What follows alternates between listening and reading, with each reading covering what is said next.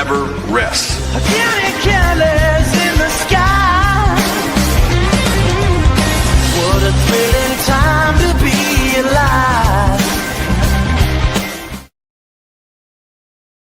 Happy Monday to you. It's the Georgia Show here on the DawgsHQ YouTube channel, the Rusty Mansell Twitter channel, the Facebook page, etc., etc. Wherever you are, DawgsHQ is there as well. Make sure you get over to the site. Come hang out with us. Come check us out. Got the message board popping off right now.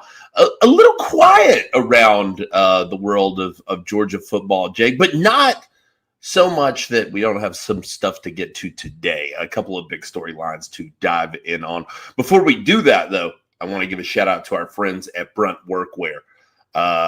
Good friends of ours. And look, I got to tell you, man, I have been dealing with all this nasty weather, the snow, the rain, whatever. I've been rocking the Brunts, man, and they've been keeping my feet toasty, warm, comfortable the whole time. They were pretty damn perfect, actually, in the snow. So love my Brunts, and they make a tremendous product that they stand behind, excuse me, and we are thrilled to recommend them to you. I would recommend them even if they did not sponsor this podcast, which is the nicest thing I can say about anything that goes on here. You can get $10 off at bruntworkwear.com with code DawgsHQ, DAWGSHQ over there. Brunt was tired of workwear brands cutting corners. You work too hard to be stuck in uncomfortable boots that don't hold up. So they built something better, boots that are insanely comfortable and built for any job site. For a limited time, our listeners get $10 off at Brunt when you use code DawgsHQ at checkout. Just head to bruntworkwear.com, use the code DawgsHQ, and you're good to go. And after you order, they'll ask where you heard about Brunt. Do us a favor. Tell them it was on this show. Rock and roll. Brunt, man. We appreciate them. We appreciate them. So, Roos, I wanted to get into today. This is a complicated subject, right? Like, you know, Gunner is a little bit polarizing in Georgia circles. Gunner Stockton is. But starting quarterbacks always are. They always are, yeah, to an extent. And they are until they win championships, and then sometimes they still are. Yeah, right. Until they win two. And then yeah, they're really not polarizing once they win two championships. But there's a story came out today by Pete Nakos. That came out today by Pete Nakos. And I don't care what you think about Gunner Stockton, the football player. Like, I really, not right now. Like, I mean, if you want to talk to us about it later, that's great. I mean, this is not kind of where I'm getting at here. My opinion of Gunner is that, hey, he carried Georgia's offense when he was great, and he anchored Georgia's offense in a negative way sometimes when he was bad. Like, sure. I mean, that's just kind of the way it was. That there's too big of a gap between the great and the bad with Gunner.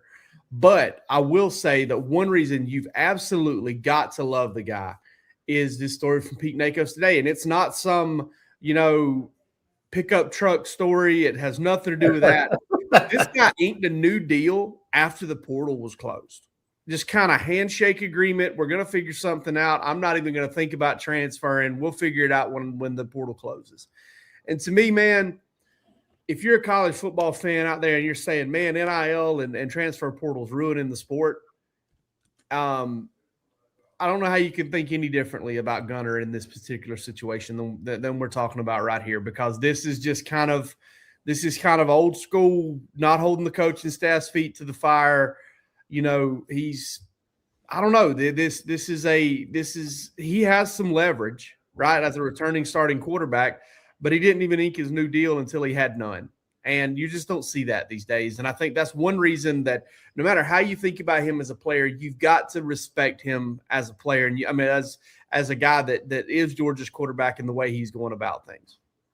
Yeah, certainly. I mean, there's a clear kind of team first attitude to this, right? That you don't see in a lot of guys who are probably more motivated to, rightfully, I'm not even snapping on him for this, but rightfully get mine now and kind of move ahead.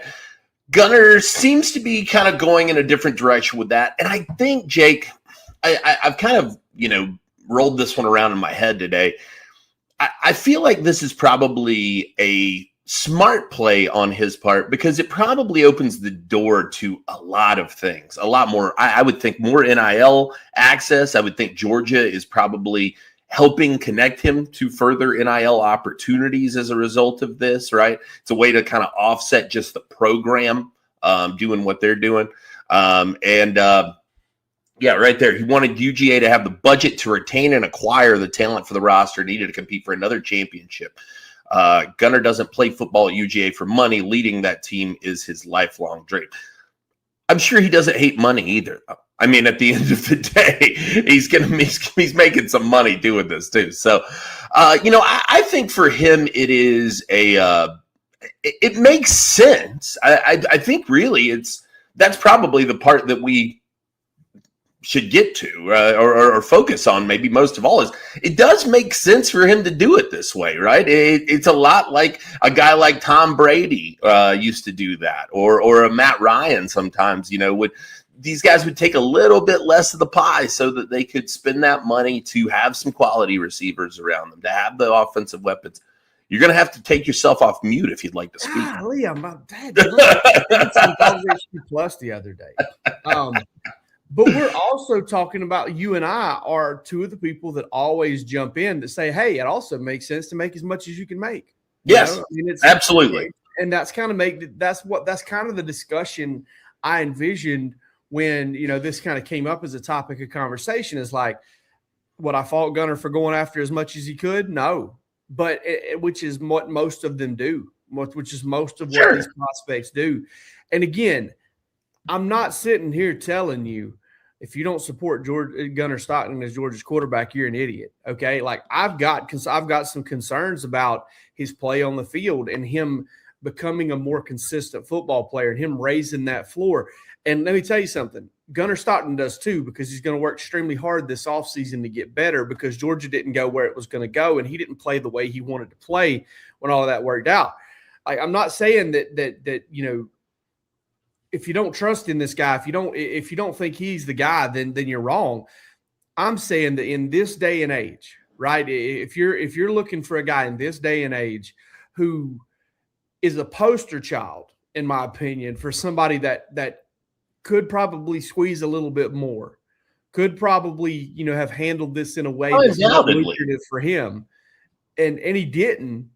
At the very least, when you're this season, when you're talking about Gunner, when in one breath you're saying college football is being ruined and this sucks and I hate this and all of this stuff, and then please don't in the next breath say and Gunner Stockton sucks and all this stuff too, because at the very least he needs to get credit for being the kind of guy that is dealing with it this way. That is doing things this way, because I know that the typical long-lived college football fan who believes that the game is in peril right now, this should appeal to you. At the very least, that should kind of get you on his side. Yeah, I'm with you on that. And I think too, it is. I think it's a smart play. And I think too, you're going to have people, I've seen them in the comments that it happens every week, right, who say, well, of course he had to take whatever Georgia was going to give him. Nobody else wanted him. Do not kid yourself. Gunner Stockton could have gone somewhere else and played football. He won a lot of games this year, and somebody would bet on that. Probably a lot of somebodies would bet on that. So do not kid yourself when that's the case. I mean, listen, Gunner Stockton could have waited until the last 2 or 3 days of the portal cycle and been like, hey, guys, I'm going to need such and such, or I'm going to enter the transfer portal. Absolutely. And they would have been in trouble. They would have been in trouble. They would have been out of time. They would have been out of to do anything. And they would have had to kind of meet his demands or get ready to roll with a guy that's never played before. And, there were some tactics that were at Gunner Stockton's disposal that he did not use to make more money in this situation. And that's just not all that common anymore. And but it doesn't make him a better quarterback, but it does make him a guy that I think deserves a lot of respect.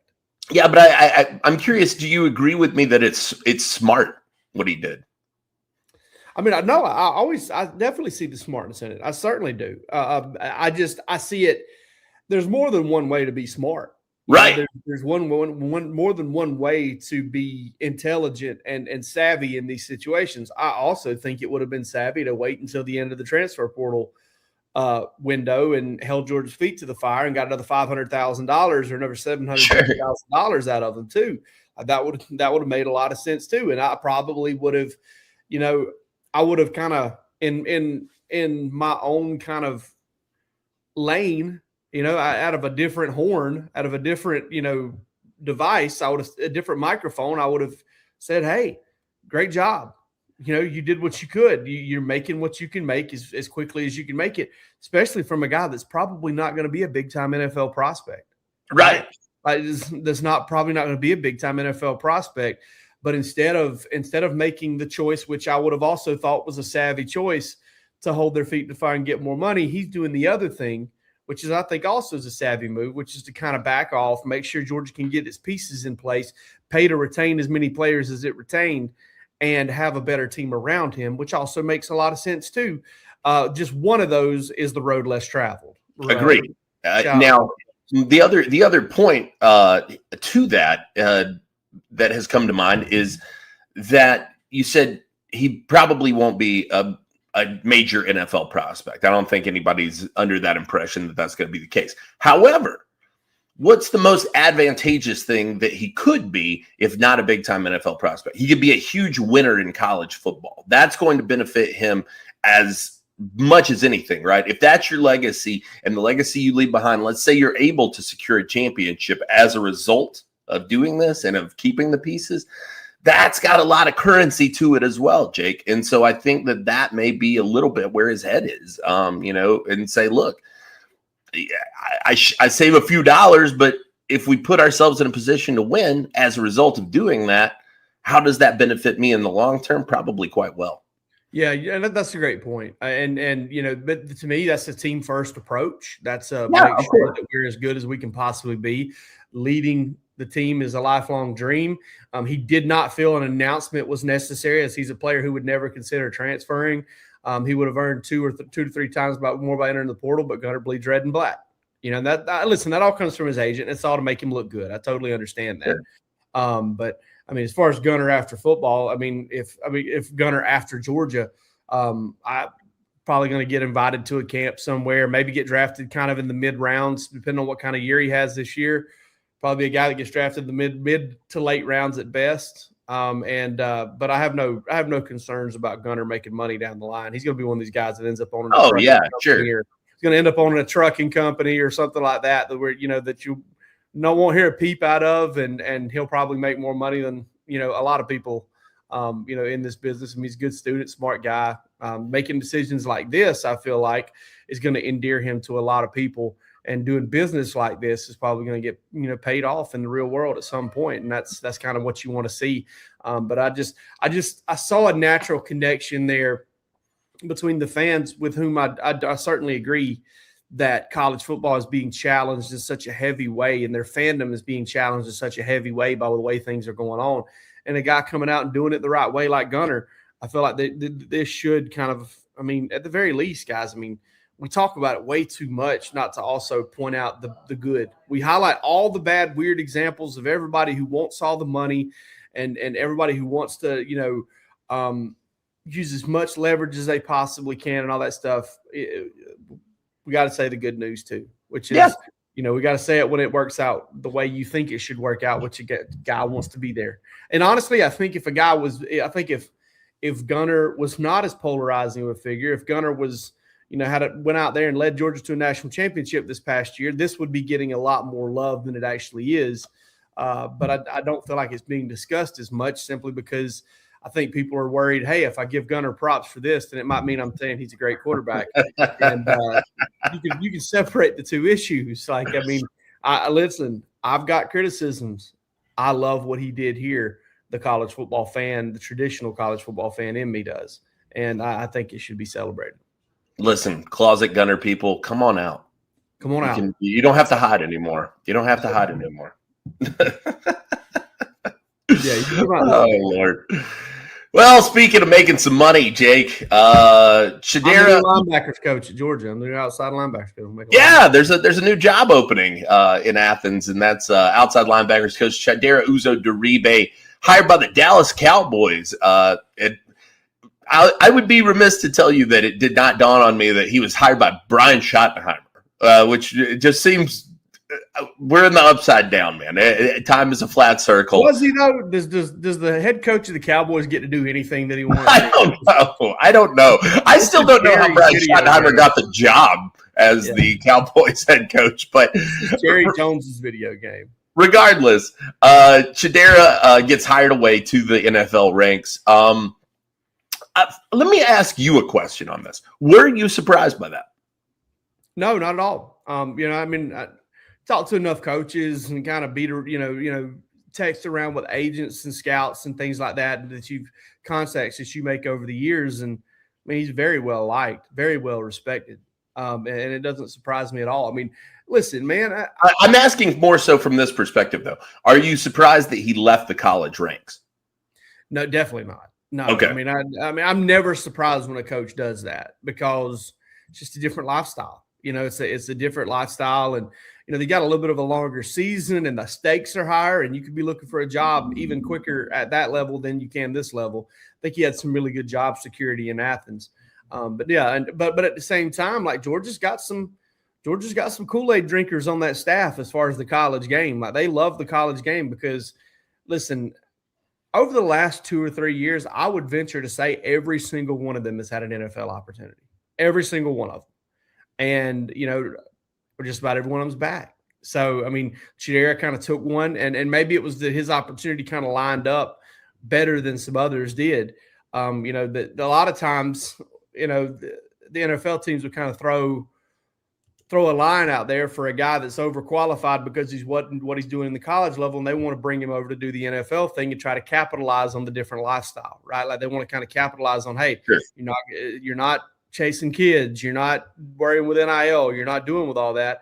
But I think with Shadera being able to actually make an upward move essentially by coaching in the NFL but staying coaching the same position, I think it was a little bit of a no-brainer for him, especially and Rusty made this point when we talked about it. Me and him were having a conversation. I thought it was a really good point. Shadera's got young kids, like the type of kids that I don't think have started school yet. And I think if you're thinking about that, now's the time to make that move. Like if you're gonna kind of uproot and make a change, go back to a place where you're very familiar. That's part of this too, right? I think. Yeah, place he's very familiar, but if you're going to do that, go ahead and do that while they're this young, and you don't have to pull them out of school and kind of change their lives so much. Yeah, I can definitely see that perspective of it, and like you said, background at TCU, SMU, so spent a lot of time at Kansas. That's clearly a part of the country he's pretty comfortable in and knows a lot about. So makes sense for him. Georgia now, though, on the hunt for a new outside linebackers coach. And, Jake, this one has been kind of, I don't know, a little mystery, right? It's a little – they're keeping this one pretty well under wraps in terms of, we put out a hot board, you did over at DawgsHQ, with some great options on it. And it wouldn't surprise me if one of those names ended up being the hire. But we're just not hearing a ton of buzz right now. Wouldn't surprise me if that list is completely worthless either. Sure. I mean, I'll be the first to tell you. Like, I mean, we put it together in the moments after Sarah left, and Christian Robinson's on there. Chop Harbin from at Missouri is on there, who spent some time at Tennessee. Just grabbed some names, kind of made some sense, and. I don't think it's going to be anybody on that list. But I will say this. Rusty had a report on it this morning, and here's what I'll say about it. There was a name in there, and I don't necessarily think it's the front runner name. And you got to come over to DawgsHQ to see that. I hope you understand. But I do think they'll probably try to have this hire made by the end of the week, if not the end of the weekend. So, keep your eye on that. I do think they want to have that going. But if you want to know, like, kind of what the names are, what the buzz is, you're going to have to sign up over at DawgsHQ or talk to us on DawgsHQ Plus or something like that. That's just kind of the way the model works. Hate to do that. But I do think that the one thing that's going to be more important than anything else is they're going to be looking for a fit within that defensive staff, just in terms of, what Chidera brought to the table. Can this guy kind of bring that same energy? Can he bring kind of that same angle to coaching the position to the table? And, the one thing that George is kind of real big on, and Kirby's always been big on it, is like having that staff mesh well together. And I think that's what they're looking for. I know Georgia fans want them to go out and get a heavy pass rush guy, a real technical pass rush guy. I understand that. And I really do think Kirby wants that too, as long as it's the right fit within the coaching staff. And I think they're going to look hard for that. And he's got a really great group because of the way Chidera recruited. He's got a really great group to work with, a group that's coming of age now. Now that Chidera's, leaving. He's got a really, really impressive group of sophomores that are coming up. You got Gabe Harris coming back, who's kind of a combo guy there at outside linebacker, defensive end, and then Quintavious Johnson. If you want to know a little bit about Chidera as a coach, there's a guy named Chaz Chambliss who Georgia fans said, get him off the field, never let him return unless it's special teams. Chaz Chambliss had 6.5 sacks in 2024.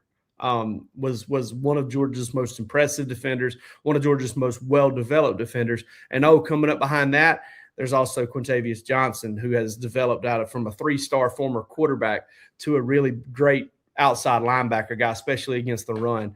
So, Chidera did a really good job at Georgia. He's leaving behind a good room too. Yeah, that's probably, I think, the most appealing piece of this job. I mean, obviously working at Georgia holds its own benefits, of course, and there's some notoriety there. But I think that if I'm a guy on the outside looking at this job, it feels like I could have a lot of success very quickly with the guys that are in this room. You are a guy, and you are on the outside, but you are not looking for this. Could I be the next outside linebacker? Could you be the next guy? That would be something. Dude, let's just think about it. I feel like I could coach this group of guys to some success. Boy, that's a hot take. Well, look, hey, listen. I mean, you and Mike McDonald were once on the same staff together. I mean, there's a lot of talent to go around here on the. I'm not claiming any talent. I think I'd go out there the first day, you'd be the Indies, and you would be the one getting screamed at by Kirby. Yeah, sure. What are they doing, Coach Roos? What are they doing? What are they doing? Yeah, it is. It's just it's a loaded group of guys, man. I mean, and there's so many of these guys, Jake, that we haven't even had a chance to see. Like Chase Linton. Where's Chase Linton? What's he going to be this year? I'm excited to see that. Darren Ikenegbon is another guy, right, who feels like he's just kind of scratching the surface. Isaiah Gibson was the #1 edge player in the country. So you've got a lot of guys who you mentioned Quintavious Johnson, right? You mentioned Gabe Harris. Those are known commodities. These young guys behind them, though, I wouldn't even necessarily say they have something to prove yet. I just think that, there's a lot of upside there. And I think that these guys can really capitalize on that quickly. Oh, yeah. Also, you got Amaris Williams and Kamari Brooks that are going to be working out there as well. So, yeah. I go back to a comment that Trey Scott made to me at the Sugar Bowl Media Day. I sat down with him for a good long time. I try to always do that when I go to these because he's such a good conversation and a good quote. But I sat down with Trey Scott, and he talked about it. He was like, hey, those big defensive ends, like we work hand in hand on those guys. Like we work together. We spend a lot of time working with both of those guys. So Chidera doesn't just coach the outside linebackers. He kind of coaches outside linebackers and half of the defensive ends. And then you've got, Trey Scott, who works with the interior defensive linemen and kind of half of the defensive ends. And so there's some, to borrow from Georgia's defensive philosophy, there's a little 2-gap going on there. There's a little bit of kind of playing 2 different gaps there as a coach. And, whoever does that is certainly going to have a chance to put his hands on Amaris Williams and Joseph Jonah Ajonye and the guys Georgia's bringing in at that position. So that's a good point too, is he will get to work with that talent as well. Something you brought up just a second ago that I think we've got to highlight before we get out of here is Georgia and the Super Bowl. And for the, umpteenth different year, Georgia had a player on the roster of the team in the Super Bowl, or they actually had a participant in there in Jared Wilson. But Kenny McIntosh is on the Seahawks roster and wins the Super Bowl. But my man Mike McDonald, double dog, right? This guy went to Georgia, got an undergrad degree in finance, if I'm not mistaken. I remember Mike telling me one time, I don't know if I'll get into coaching because I don't know if I'll reach a high enough level that it makes sense financially, because I just don't think high school coaches make enough money. Yeah. Well, I think it makes sense for you financially, Mike. Yeah. I think you're doing pretty stinking good. Wins the Super Bowl last night. It was so fun to watch. I'm really proud of him, man. I want to say this about Mike, and I'm not going to sit here and pretend like Mike and I are best friends, and I go to Seattle 3 or 4 times a year and stay at his house and all this stuff. We don't. We text back and forth, and kind of jab back and forth and have a good time and stuff like that sometimes. But I do know him well enough to know that this is probably not going to be the only Super Bowl he wins, because that Super Bowl won't change him at all. It won't make him more cocky. It won't make him any different. He's going to be the same kind of nurturing but hold you accountable head coach and treat everybody the right way that he was whenever he was a 21-year-old guy, still a UGA student, working on that staff over at Cedar Shoals when I was there. And he was coaching linebackers and I was coaching defensive backs. We both worked with the 9th grade team. We both worked with special teams and all of that. So Mike's a great dude, and watching him kind of stand up there after the Super Bowl with fellow Centennial High School grad and fellow double dog Maria Taylor. Yeah, it was pretty cool. That was a cool moment. I know that Georgia people are highlighting that they weren't out there, saying "Go Dogs" and wearing Georgia sweatshirts or anything like that. What Georgia wasn't front and center, but for those who know, they were front and center, and I think Georgia fans should certainly be proud of that. I'm curious, could you ever have seen, did this seem possible when you knew Mike McDonald at Cedar Shoals? Surely to God, nobody's sitting in the Cedar Shoals locker room and being like, one day I'm going to go win the Super Bowl. You don't see a lot of guys kind of take that route or go or ascend in that way, especially that quickly. Yeah, you just don't even think about it. Right. It's not even a thought. I don't think a high school coach, they got to. There's too many of them not to think this, but there's not many high school coaches in the country. It's a super, extremely minute, very small percentage of high school coaches in the country even have NFL aspirations. Sure. You just don't. It's not even there, especially to be a head coach, especially to be a good head coach. And to be maybe the best head coach for this year in the NFL, to go to Seattle and, it's so funny. It's not like Seattle's a powerhouse organization. They've had a good run. They've been good for the last decade or two. Sure. I get that. They've had some, growing up, they were an afterthought. Growing up in the 90s and they make that compared to the Atlanta Falcons, they're the Cowboys of the 90s, though. So Pete Carroll comes there and does some good things. Sure. And they did great, and Pete handed off a pretty good program there. But Mike McDonald's gone 2 years with Geno Smith and Sam Darnold as his quarterback, and now he has a Super Bowl. It's pretty incredible. And I think there are some NFL analysts out there today. I haven't looked, but I think they're strutting their plumage a little bit out there today. The ones that had Sam Darnold as this franchise quarterback when he was coming out. I think that's also a lesson to learn. Hey, don't necessarily throw these guys to the wolves so quickly. A lot of times they just need to get into the right situation. And I went into last night's Super Bowl hopeful that the Seahawks would win, but doubtful, because I thought that New England matched up would be too much for Sam Darnold. And, the Seahawks had a tougher matchup there in Drake May, and boy, I couldn't have been more wrong. Yeah, no, absolutely, man. Super cool to see, though. McDonald and like you mentioned, Kenny Mack getting a ring. That's neat to see for a guy like that. God, what did Kenny even do this year? One thing that folks may not know about Mike McDonald as far as his time at Georgia is there was a couple of years there towards the end of his time at Georgia, and I don't have the timeline just memorized in my head, but Scott Lakatos was kind of having some health problems from what I was told, and Mike was essentially coaching the defensive backs. there for a couple of years. Like as kind of a graduate assistant, off-field coach, was kind of having to handle that.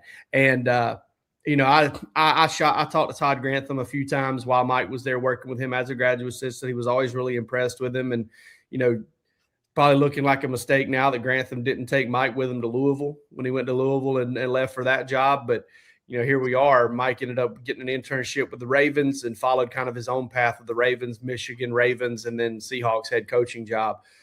Just a meteoric rise for a guy and one of the youngest coaches in Super Bowl history. And glad to say I know him. I can't sit here and say we're best friends or anything like that, but I know him and I check in with him. And, he normally with big wins like this, I normally get a text back within 24 hours. I have not even texted him to tell him congratulations for this. That one might have gotten lost in the shuffle. I want to get a response. I want to get a response this time. So let's don't lose this one in the shuffle.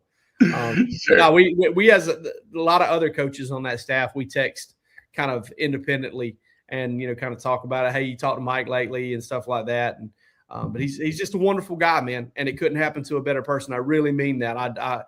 If I didn't have anything nice to say, I wouldn't say anything at all. And I don't have anything but great things to say about the guy. He's wonderful. Super cool. Yeah. Great story. Guys, get over to DawgsHQ. Come hang out with us over there. We're hanging out on the message boards all the time. All the content still popping off too. Jeremy Johnson got a bunch of stuff coming on basketball. I think he did his mid-year report card today. Rusty dropped some ramblings. We've got tons of stuff. Roos has got a ton of stuff on Georgia women's gymnastics this year. Like, he's really dug in, and he is the foremost insider on Georgia women's gymnastics. So if you're really into it, come on over. There's no question. The way that they're on the rings this year is just, it's something special. I don't think the women even mess with the rings. I think that's the men's gymnastic thing. But go off, King. The vault, whatever. I don't know. They are on the floor and there are mats, and it is impressive to see. And I've got you covered on all of it over at DawgsHQ. Guys, get over, come hang out with us. Make sure to subscribe to DawgsHQ Plus as well here on the YouTube channel for some killer insight from Rusty and Jake. And we will be back with you very, very soon. Appreciate you tuning in.